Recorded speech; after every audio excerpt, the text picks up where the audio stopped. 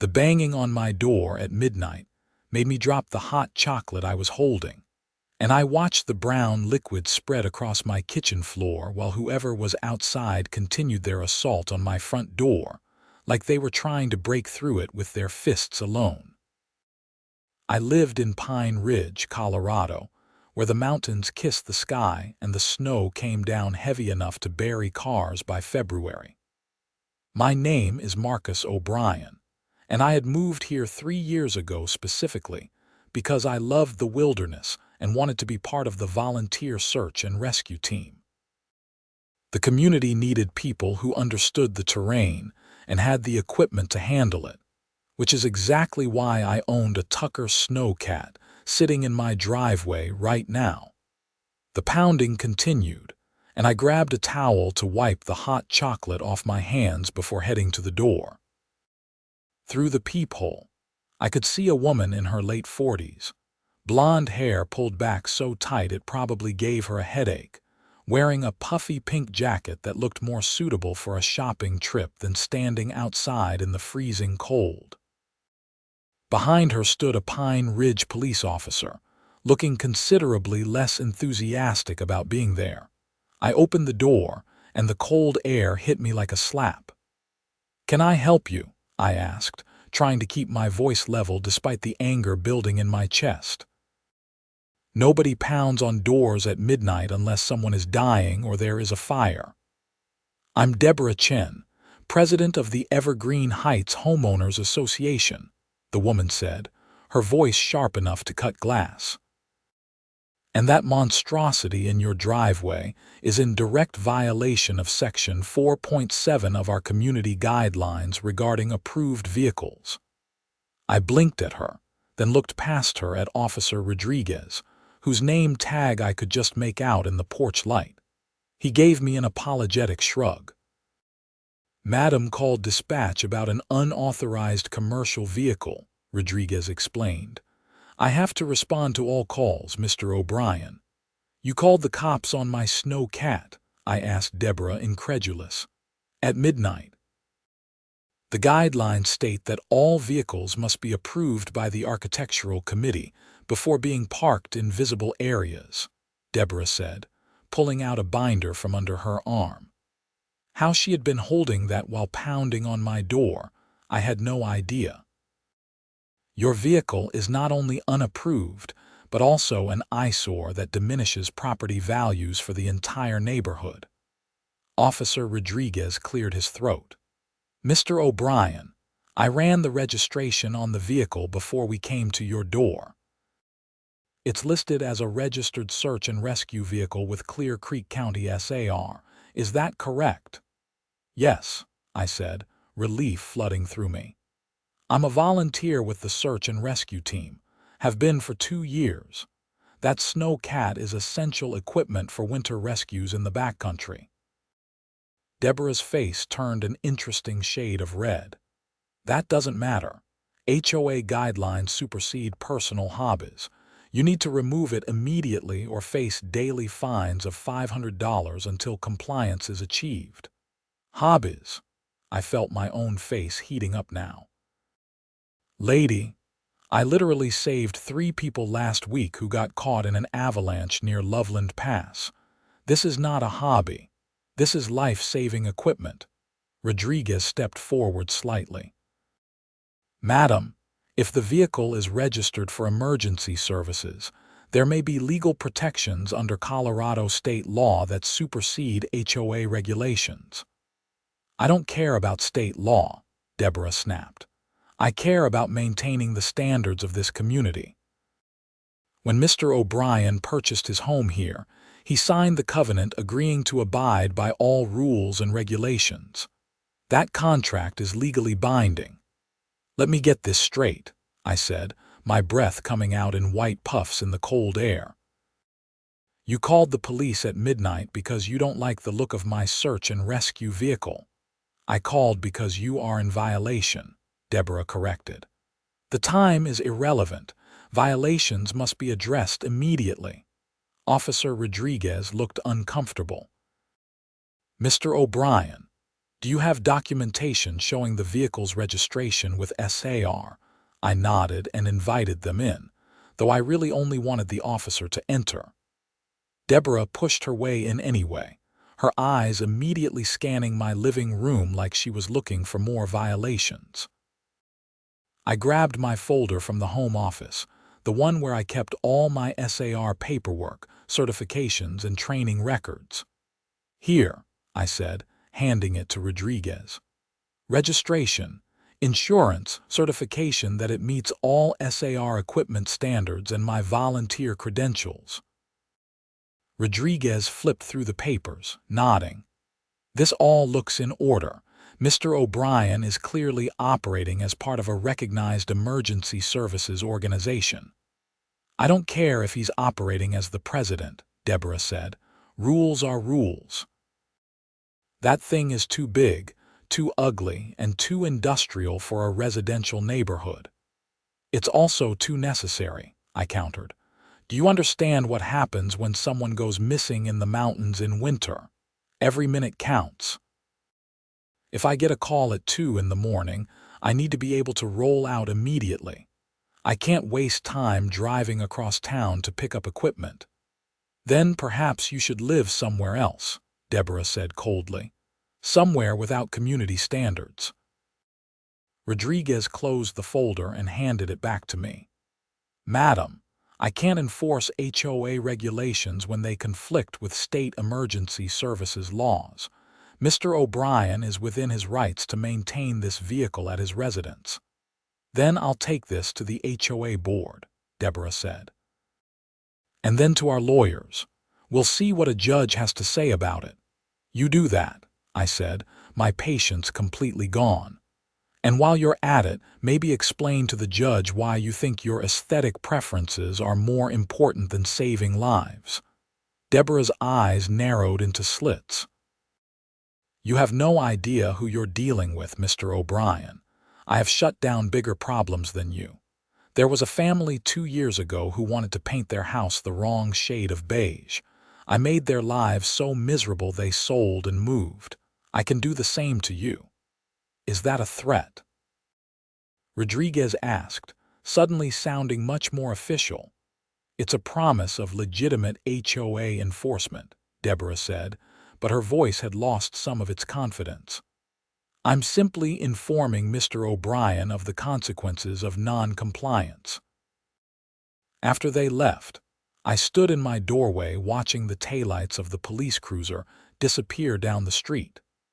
Deborah had driven off in the opposite direction in a white Mercedes SUV that probably cost more than my entire house. I looked at my Sno Cat, sitting peacefully in the driveway, its red and white paint job clearly marking it as an emergency vehicle.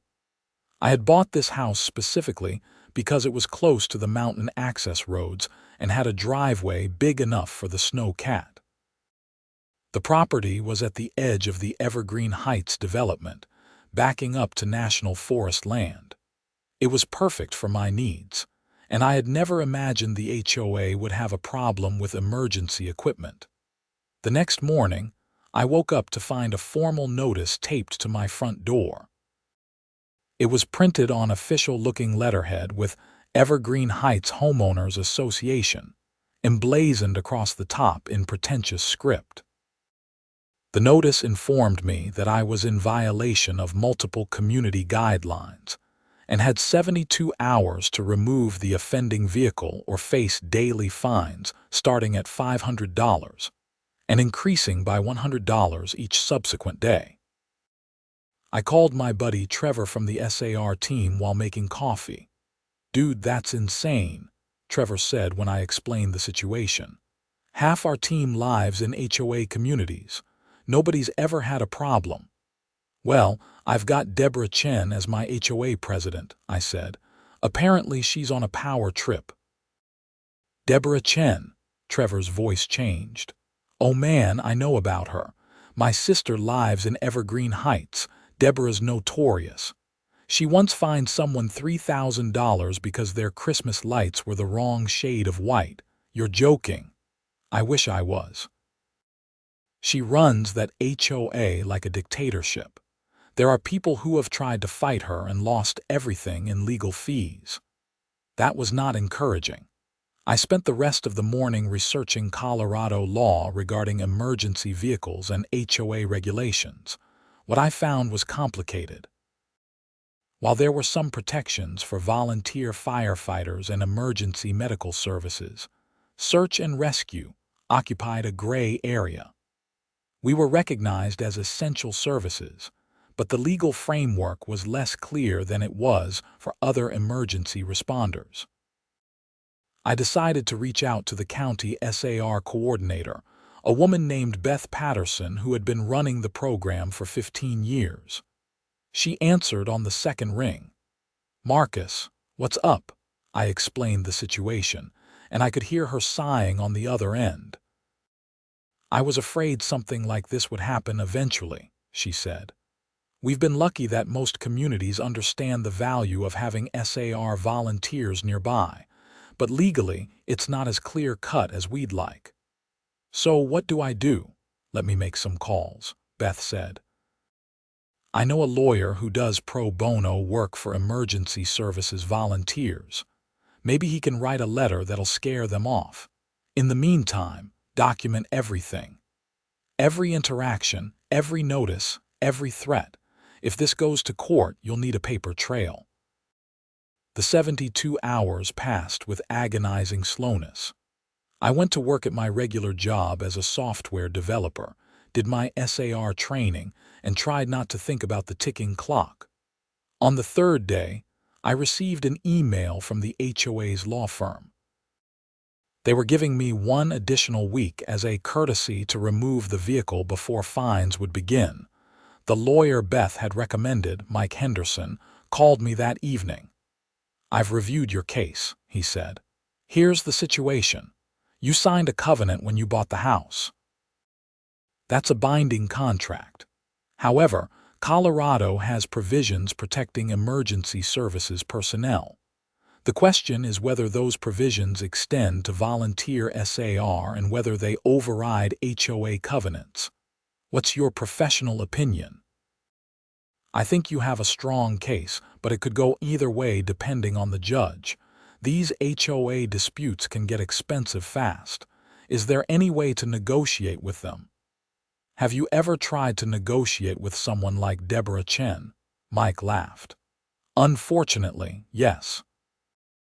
I've dealt with her before on another case. She's persistent. That's one word for it." "Let me draft a response letter," Mike said. "We'll cite the relevant statutes and make it clear that you're prepared to fight this. Sometimes that's enough to make them back down." But Deborah didn't back down. Instead, she escalated. 2 days later, I came home from work to find a bright orange sticker plastered across my garage door. "Violation," it screamed in bold letters, along with a detailed list of infractions and the mounting fines I would face. The sticker was industrial strength, and when I tried to peel it off, it left a sticky residue that seemed impossible to remove. That same evening, my doorbell rang. This time it was a different neighbor, a man in his 60s named Robert Santos who lived 3 houses down. "Marcus, I wanted to give you a heads up," Robert said, looking nervous. "Deborah's been going door to door trying to get people to sign a petition demanding your vehicle be removed. She's telling everyone it's going to tank property values." "Did you sign it?" Robert shook his head firmly. "Hell no. My grandson got lost hiking last year and it was SAR that found him. I told Deborah exactly where she could stick her petition." I felt a surge of gratitude. "Thanks, Robert. That means a lot. But I wanted you to know she's got about 20 signatures already." A lot of people around here don't know what SAR does, and Deborah's good at making things sound scarier than they are. After Robert left, I sat down and really looked at what I was up against. Deborah wasn't just some annoying HOA president. She was organized, determined, and apparently had enough support to make my life genuinely difficult. The smart thing would probably be to move the Sno Cat to a storage facility, and just deal with the inconvenience of not having it immediately accessible. But that meant every call-out would take an extra 30 minutes. In a search and rescue situation, 30 minutes could mean the difference between life and death. I thought about the family I had helped rescue last month, the father who had been showing signs of severe hypothermia by the time we reached them. If I had been 30 minutes later, he might not have made it. I couldn't do it. I couldn't prioritize Deborah's aesthetic preferences over people's lives. The next HOA board meeting was scheduled for the following Thursday. Mike had advised me to attend and make my case directly to the board. Deborah might be the president, but she's not the only voice, he said. If you can get other board members on your side, you might be able to resolve this without litigation. I had my doubts, but I prepared anyway. I put together a presentation showing what SAR does, statistics on rescues in our area, testimonials from people we had saved, and documentation of the legal protections for emergency vehicles. The meeting was held at the community center, a bland building that looked like every other suburban community center in America. I arrived 15 minutes early and was surprised to find the parking lot already filling up. Apparently, word had gotten out that there was going to be drama. Inside, rows of folding chairs faced a long table where the board members sat. Deborah was in the center, flanked by 4 other people, 2 women and 2 men, all looking somewhere between uncomfortable and bored. The room was already half full, and I recognized several neighbors, including Robert, who gave me an encouraging nod. Deborah called the meeting to order with a sharp rap of her gavel. They went through standard business, approval of previous minutes, discussion of landscaping contracts, debate over whether the community pool needed resurfacing. I sat through it all, my stomach churning. Finally, Deborah said, "Now we come to new business. The matter of Mr. Marcus O'Brien and his unauthorized commercial vehicle." "It's not a commercial vehicle," I said loudly. "It's emergency services equipment." "You'll have your chance to speak," Deborah said coldly. "First, I want to present the board with evidence of the violation and the community response." She pulled up a slideshow on a projector. The first image was my Sno Cat, photographed from an unflattering angle that made it look even larger and more industrial than it actually was. The next slide showed the text of the HOA covenant, highlighting the section about approved vehicles. "As you can see," Deborah said, "the covenant is very clear. All vehicles must be approved by the architectural committee." Mr. O'Brien never submitted his vehicle for approval, which is a clear violation. "Because it's emergency equipment," I interjected. "I didn't think I needed approval for something that's legally protected." "Order," Deborah snapped. "You'll have your turn."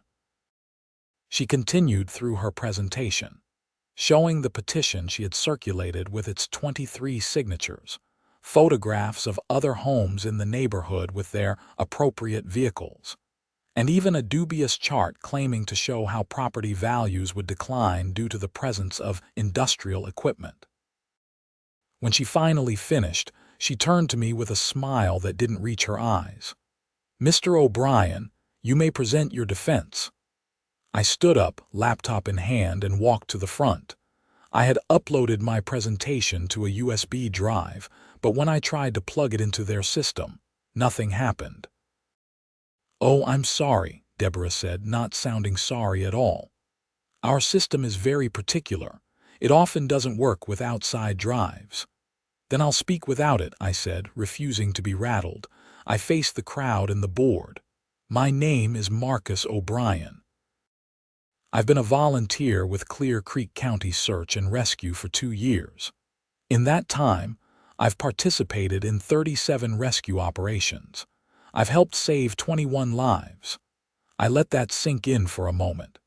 The Tucker Sno Cat in my driveway is not a toy or a hobby vehicle. It's a specialized piece of equipment designed for accessing remote areas in extreme winter conditions. It's registered with the county as emergency services equipment. It's insured for SAR operations. And it's saved lives. One of the board members, a woman named Patricia Wu, raised her hand. "Mr. O'Brien, why does the vehicle need to be at your home? Couldn't it be stored at a central facility?" "It could," I acknowledged. "But response time is critical in search and rescue. When someone is lost or injured in the mountains, every minute matters. Having the Sno Cat at my house means I can respond immediately. Moving it to storage would add 30 to 45 minutes to every call-out. So your convenience is more important than neighborhood aesthetics?" Another board member, James Liu, asked. "No," I said firmly. "Saving lives is more important than neighborhood aesthetics, and it's not convenience. It's the difference between reaching someone in time or finding a body." The room went very quiet. "Last month," I continued, "a family of 4 got caught in an unexpected storm near Berthoud Pass. Father, mother, 2 kids aged 8 and 10. They had a GPS beacon, so we knew where they were, but the snow was too deep for regular vehicles and the weather was too bad for helicopters. I took the Sno Cat in with 2 other team members. We reached them in 40 minutes. The father had severe hypothermia. The medic said if we had been 30 minutes later, he probably wouldn't have made it." Robert spoke up from the audience. "I think we need to consider what's really important here. Marcus is providing a service to the entire community.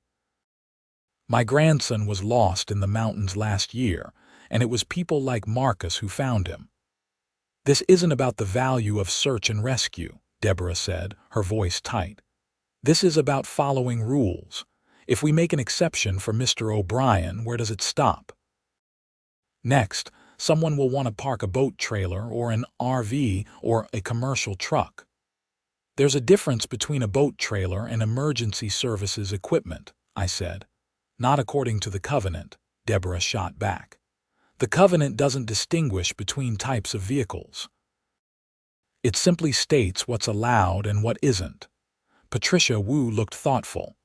"Do we have any legal obligation to accommodate emergency services vehicles?" "Our lawyer says no," Deborah said quickly. "Mr. O'Brien signed the covenant. That's a binding contract." "Your lawyer might be wrong," I said. Colorado Revised Statutes Section 3833.3106 addresses the rights of emergency services personnel. While it doesn't specifically mention search and rescue, there's legal precedent for extending those protections. "Are you a lawyer, Mr. O'Brien?" Deborah asked sweetly. "No, but I've consulted with one. Mike Henderson, who specializes in emergency services law. He's prepared to represent me if this goes to court." That caused some murmuring among the board members. HOA lawsuits were expensive, and they came out of the community's budget, which meant everyone's dues would go up. James Liu leaned forward. "What if we compromised? What if you kept the vehicle in a garage or behind a privacy fence?" "My garage isn't big enough," I said. "The Sno Cat is 12 feet long and 7 feet wide. My garage is a standard 2-car that can barely fit 2 sedans, and building a fence high enough to hide it would cost tens of thousands of dollars." "Then you need to move it," Deborah said flatly. "This discussion is pointless. The rules are clear." "I'd like to call for a board vote," Patricia Wu said. "I move that we grant Mr. O'Brien a variance for his vehicle based on its designation as emergency services equipment." "Second," said Robert Chen, the 4th board member who hadn't spoken yet. Deborah looked furious. "This is highly irregular." "So is calling the police at midnight over a parked vehicle," Patricia said coolly. "I got the sense there was some history there." They voted. Patricia and Robert voted yes. James Liu voted no. The other woman on the board, Susan Miller, also voted no. That left Deborah with the deciding vote. I vote no, she said with satisfaction. The motion fails. Mr. O'Brien, you have until the end of the month to remove your vehicle or face fines. This meeting is adjourned. I left feeling defeated. Mike Henderson called me the next day after I emailed him about the meeting. They're really going to push this, he said. I recommend we file for an injunction preventing them from enforcing fines while we litigate the underlying issue. How much is this going to cost? Mike was quiet for a moment. I'm willing to do this pro bono, Marcus. I believe in what you do, and I think the HOA is wrong here, but there will still be court costs, filing fees, that sort of thing. Probably a few $1,000s total. And if we lose, then you'd be responsible for the HOA's legal fees, which could be substantial. I spent that night thinking hard about my options. I could sell the house and move somewhere without an HOA. I could store the Sno Cat elsewhere and accept the longer response times, or I could fight. I thought about that family at Berthoud Pass. I thought about Robert's grandson. I thought about all the people who might need help in the future. Let's fight, I told Mike the next morning. The injunction hearing was scheduled for 2 weeks out. In the meantime, Deborah made my life as difficult as possible. She started finding other violations. My trash cans were visible from the street after 8 a.m. on trash day. My lawn was 1 inch too high. My mailbox was the wrong color. Each violation came with its own fine, its own orange sticker, its own threatening letter. But something interesting started happening. Other neighbors began pushing back. Robert organized a counter-petition supporting my right to keep the Sno Cat. Within a week, he had collected over 40 signatures, almost twice what Deborah had managed. More people started attending HOA meetings. At the next one, a woman named Lisa stood up and talked about how her daughter had been rescued by SAR after breaking her leg on a hiking trail. Another man talked about a friend who had been saved from an avalanche. The meeting turned into an impromptu testimonial for search and rescue services. Deborah looked increasingly frustrated as she lost control of the narrative. She tried to shut down discussion, but Patricia Wu kept overruling her, citing proper meeting procedures. The community has a right to speak, Patricia said firmly. After the meeting, Patricia pulled me aside. I've been on this board for 5 years and I'm tired of Deborah's bullying. She's driven away good people and made this neighborhood feel like a prison. I'm sorry I didn't vote with you the first time. I was worried about the legal implications. I understand, I said, but I've done some research, Patricia continued, and I think you're right about the law. More importantly, I think you're right morally. We need to support people who volunteer to save lives, not punish them. The day of the injunction hearing arrived. Mike had filed a comprehensive brief arguing that Colorado's emergency services protections extended to volunteer SAR members, and that the HOA's covenant violated public policy by interfering with emergency services. The HOA's lawyers argued that private covenants were contracts that couldn't be overridden by vague public policy concerns. Judge Sarah Martinez listened to both sides carefully. She was a woman in her 50s with sharp eyes and a no-nonsense demeanor. "Let me make sure I understand," she said to the HOA's lawyer. "You're arguing that your client has the right to prevent emergency services equipment from being stationed in the neighborhood, not prevent, Your Honor," the lawyer said smoothly. "Simply regulate according to the covenant that all homeowners voluntarily signed. And the practical effect of that regulation is Mr. O'Brien would need to store his vehicle elsewhere, which would delay emergency response times. That's not the HOA's concern, Your Honor." Judge Martinez raised an eyebrow. "Isn't it? When the HOA's actions directly impact public safety, doesn't that become the community's concern?" She turned to Mike. Counsel, you've cited several cases involving emergency services protections. Are any of them directly on point with search and rescue volunteers? Not exactly, Your Honor, Mike admitted, but the principle is the same. Colorado law recognizes the importance of volunteer emergency services and provides protections to ensure those services can function effectively. But Mr. O'Brien isn't an employee, the HOA lawyer argued. He's a volunteer engaging in what is essentially a hobby. I couldn't help myself. I stood up. Your Honor, it's not a hobby. Judge Martinez looked at me. Mr. O'Brien, you're not supposed to speak unless questioned. I apologize, Your Honor, but I need to say this. Last year, I missed Christmas with my family because 3 hikers were lost in a blizzard. I've crawled into avalanche debris at risk of my own life. I've given up weekends, vacation days, and sleep to help people I've never met. This isn't a hobby. It's a calling. The judge studied me for a long moment. Noted, please sit down. She took a recess to review the briefs. Mike squeezed my shoulder. That was risky, but it needed to be said. When Judge Martinez returned, she had made her decision. I'm going to grant the preliminary injunction, she said.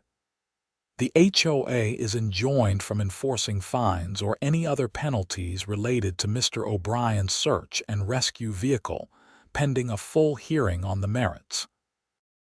While the legal questions here are complex, I'm persuaded that there's a substantial public interest in ensuring that volunteer emergency services can function effectively. The balance of harms weighs in Mr. O'Brien's favor. I felt relief wash over me. It wasn't a final victory, but it was something. The HOA lawyer stood up. Your Honor, we'd like to request an expedited hearing on the merits.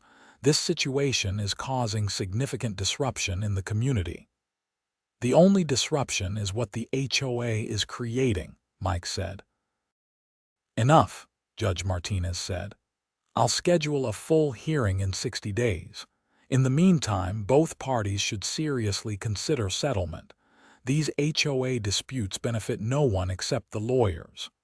She shot both lawyers a pointed look, and I had to suppress a smile. Over the next month, things escalated in unexpected ways. Deborah's vendetta against me expanded to include anyone who supported me.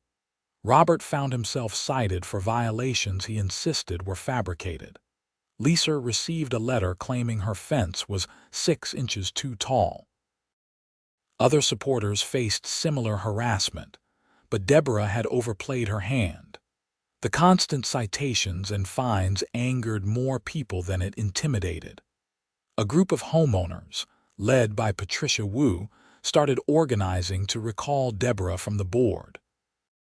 We need 30% of homeowners to sign a recall petition, Patricia explained at a meeting at Robert's house. About 15 neighbors had gathered, all fed up with Deborah's reign. That's 47 signatures out of the 156 homes in the development. I can get at least 10, Robert said. I'll talk to my neighbors, Lisa added. I felt guilty that my fight had sparked this larger conflict, but Patricia shook her head when I said so. This isn't about you anymore, Marcus. This is about how our community is run. Deborah's been a tyrant for years. You just happened to be the catalyst that made everyone realize we don't have to put up with it. Meanwhile, Mike was building our case for the full hearing. He had gathered statements from SAR coordinators across Colorado, documentation of emergency response protocols, and expert opinions on the importance of volunteer emergency services. The HOA's lawyer called me, Mike said during one of our prep sessions. They want to settle. What are their terms? You can keep the Sno Cat, but you have to paint it a neutral color and park it so it's less visible from the street. I thought about it. The Sno Cat's red and white color scheme was standard for emergency vehicles, but it wasn't legally required. And I could potentially angle it differently in my driveway. I'll consider it, I said. "But I want something in return. I want all the bogus violations against my supporters dismissed, and I want a policy stating that emergency services vehicles are explicitly allowed in the community." "That's asking a lot. Then we'll see them in court." Mike delivered my counteroffer. The HOA rejected it. We were going to trial. The recall petition was successful. More than 60 homeowners signed it, well over the required threshold. A special election was scheduled for the same week as my court hearing. Deborah went on the offensive, sending out a mass email to all homeowners claiming that the recall was being organized by a small group of troublemakers who wanted to destroy property values and turn the neighborhood into a slum. She included several unflattering photos of my Sno Cat and suggested that if the recall succeeded, the neighborhood would be overrun with commercial equipment and industrial vehicles. It didn't work. People had heard too many stories about lives saved by SAR. They had seen Deborah's vindictiveness up close. The email actually seemed to harden opposition to her. The court hearing was held on a Tuesday morning in Clear Creek County Courthouse. The courtroom was packed. Apparently, the case had attracted attention from local media, who saw it as a David versus Goliath story about an HOA gone mad. The HOA's lawyer presented their case first, arguing that covenants were sacred contracts and that allowing exceptions would lead to chaos. He called an expert witness, a real estate appraiser who testified that non-standard vehicles could reduce property values by up to 5%. Mike's cross-examination was brutal. "Isn't it true that you were hired and paid by the HOA to provide this testimony?" "I was retained by them, yes." "And isn't it true that your estimate of a 5% decline is based on general statistics about commercial vehicles, not specific data about emergency services equipment?" "The principles are the same." "Are they? Do you have any data showing that homes near fire stations or EMS facilities have lower property values?" The appraiser hesitated. "That's different." "How is it different? Those are permanent facilities, not personal vehicles. But the function is the same, correct? Emergency services equipment stored for rapid response." The appraiser couldn't give a good answer to that. Mike then called his own witnesses. Beth Patterson, the SAR coordinator, testified about the importance of volunteer responders and the need for them to have immediate access to equipment. A retired Colorado Supreme Court justice testified about the legal tradition of protecting volunteer emergency services. And then Mike called me. I testified about my training, my experience, the rescues I had participated in. Mike had me walk through the specifics of the Berthoud Pass rescue, describing in detail how every minute had mattered. "If your Sno Cat had been stored at a facility 30 minutes away, what would have happened?" Mike asked. "We probably would have reached them," I said. "But that father's hypothermia was already severe when we got there. Another 30 minutes. I honestly don't know if he would have survived." The HOA's lawyer tried to shake me on cross-examination, but there wasn't much he could attack. The facts were the facts. I was a trained volunteer. The Sno Cat was registered emergency equipment, and people's lives depended on quick response times. Judge Martinez took a brief recess, then returned with her decision. "This case highlights a tension between private property rights and public safety concerns," she began. "The HOA has a legitimate interest in maintaining community standards. However, that interest must be balanced against the broader public good." She went on to analyze the relevant statutes and case law. I tried to follow along, but my legal knowledge was limited. I watched her face, trying to guess which way she was leaning. "Colorado law clearly recognizes the importance of volunteer emergency services," Judge Martinez said. While the statutes don't explicitly address search and rescue, I find that the legislative intent extends to all volunteer emergency services that protect public safety. My heart started beating faster. Furthermore, I find that enforcing the HOA covenant in this case would violate public policy by interfering with emergency services. Mr. O'Brien's vehicle is not a commercial vehicle or a recreational vehicle. It is specialized equipment used for life-saving purposes. She looked directly at me. Mr. O'Brien, you have the right to keep your Sno Cat at your residence. The HOA covenant cannot be enforced in a way that interferes with your volunteer emergency services work. I felt Mike's hand grip my shoulder. We had won, but Judge Martinez wasn't done. However, I also recognize the HOA's legitimate interest in aesthetic concerns. Mr. O'Brien, while you have the right to keep your vehicle at home, I strongly encourage you to work with the HOA to find ways to minimize its visual impact. Perhaps a strategic placement, or landscaping, or other compromises. The HOA's lawyer stood up. Your Honor, does this ruling apply to all emergency services volunteers in the community?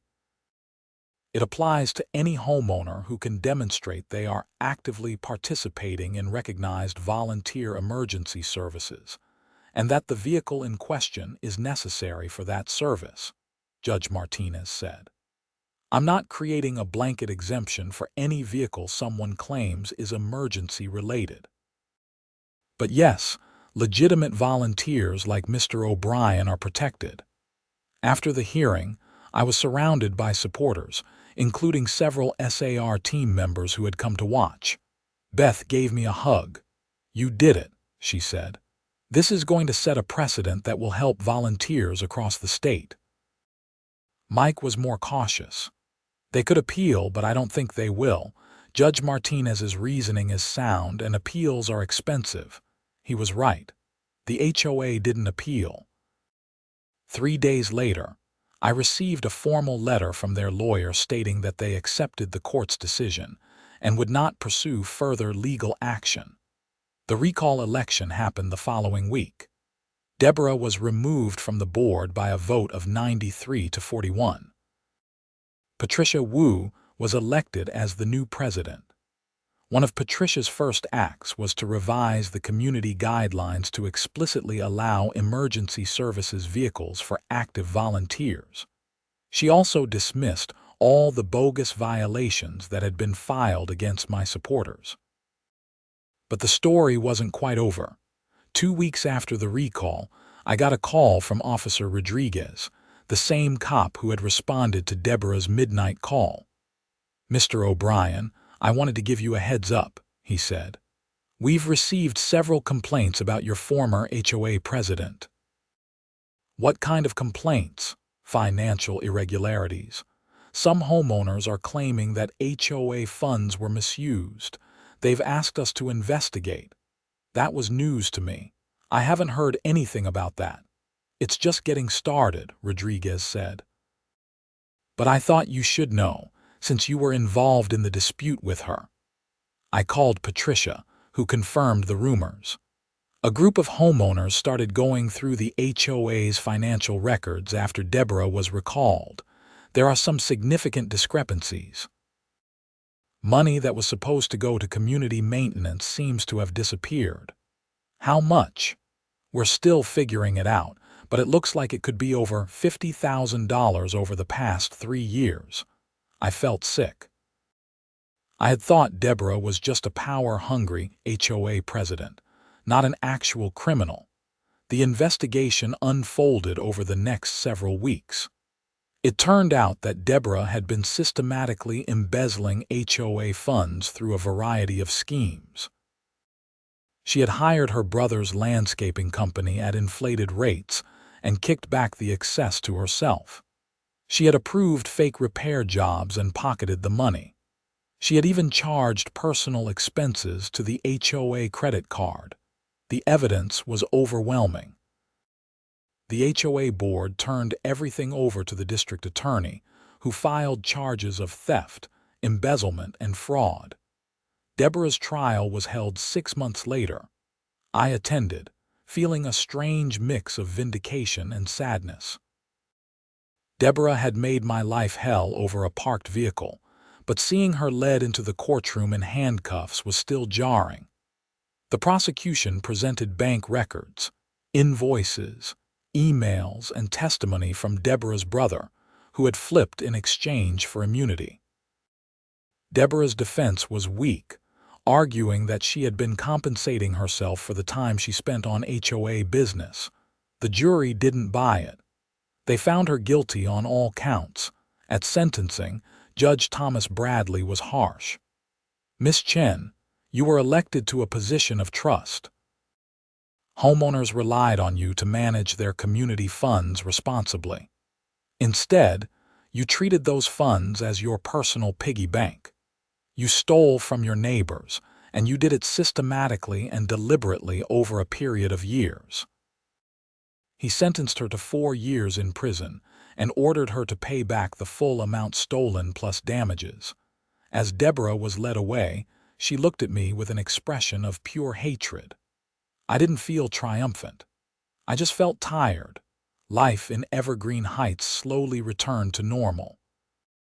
Under Patricia's leadership, the HOA became less oppressive and more focused on actual community improvement. The pool was resurfaced. The common areas were landscaped.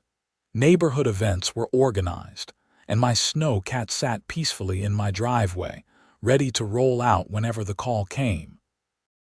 About a year after the court case, I got a call at 2 in the morning. A group of college students had gone hiking in Rocky Mountain National Park and gotten caught in an unexpected snowstorm. They were lost, scared, and running out of time. I rolled out of bed, pulled on my gear, and ran to the Sno Cat. 30 minutes later, I was driving up a mountain access road, the powerful engine grinding through deep snow that would have stopped any normal vehicle. We found the students huddled under a rock overhang, hypothermic but alive. We loaded them into the Sno Cat and got them down to waiting ambulances. All 4 of them made full recoveries. The next morning, I got a call from one of the students' parents. "Mr. O'Brien, I can't thank you enough," she said, crying. "You saved my son's life." "Just doing what I signed up for," I said. "No, you did more than that. I read about your court case online. I can't believe you had to fight just to keep your equipment at home. That's insane." "It worked out," I said. "Because of you," she said. "You stood up for what was right, and now my son is alive because of it." After I hung up, I went outside and looked at my Sno Cat. The red and white paint was fading a bit. It needed maintenance, but it had done its job again. I thought about Deborah in prison, about all the energy she had wasted trying to force me out over aesthetic concerns. I thought about the community members who had supported me, who had recognized that some things were more important than property values. And I thought about that father at Berthoud Pass, and the college student who made it home to his parents, and all the other people who were alive because volunteer rescuers could respond quickly when seconds mattered. Robert walked over from his house, coffee mug in hand. "Another rescue last night?" he asked. "4 college kids. They're going to be fine." Robert nodded, looking at the Sno Cat. "You know, I used to think this thing was kind of ugly, just a big industrial machine sitting in a residential neighborhood. And now," he smiled, "now I think it's the most beautiful thing on the block." 2 years later, the Evergreen Heights HOA was functioning smoothly under Patricia's leadership. The community had become known as a welcoming place rather than a restrictive one. Property values had actually increased, contrary to what Deborah's expert witness had predicted. I continued my work with SAR, responding to dozens of calls each year.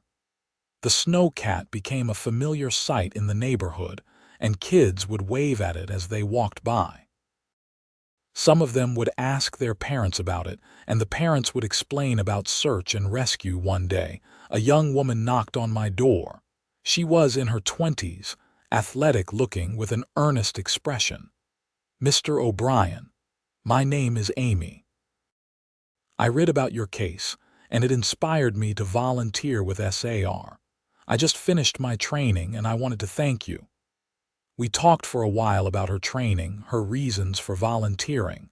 Before she left, she said something that stuck with me. "What you did, fighting the HOA, it wasn't just about parking a vehicle.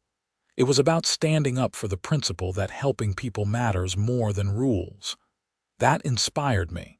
After she left, I realized she was right. The fight with Deborah and the HOA had never really been about the Sno Cat.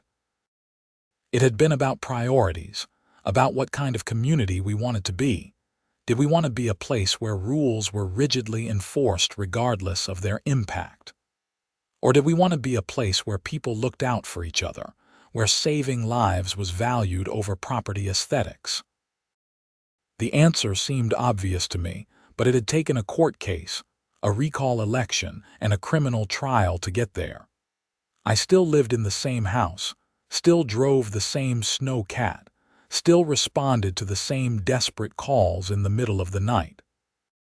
But something had fundamentally changed in Evergreen Heights. The community had learned that flexibility and compassion were more valuable than rigid rule enforcement. Patricia told me later that other HOAs in Colorado had started revising their covenants to include explicit protections for emergency services volunteers. Judge Martinez's decision had rippled outward, creating change beyond just my neighborhood. "You started something," Patricia said. "A lot of volunteers were afraid to fight their HOAs. Now they know they can win." Mike Henderson called occasionally to update me on cases he was handling for other SAR volunteers facing similar issues. The legal landscape was slowly shifting in favor of emergency services. But for me, the most important thing was simple. When someone was lost or hurt in the mountains, I could respond immediately. I could grab my gear, jump in the Sno Cat, and go. Every time I rolled out of my driveway on a rescue call, I thought about that midnight visit from Deborah and Officer Rodriguez, about how close I had come to losing that capability. And every time I brought someone home safely, I knew the fight had been worth it. The Sno Cat sat in my driveway, ready and waiting, a symbol of both conflict and resolution. It had been the catalyst for exposing corruption, for changing an oppressive system, for reminding a community what really mattered. But most importantly, it was there to save lives. And that, in the end, was all that really mattered.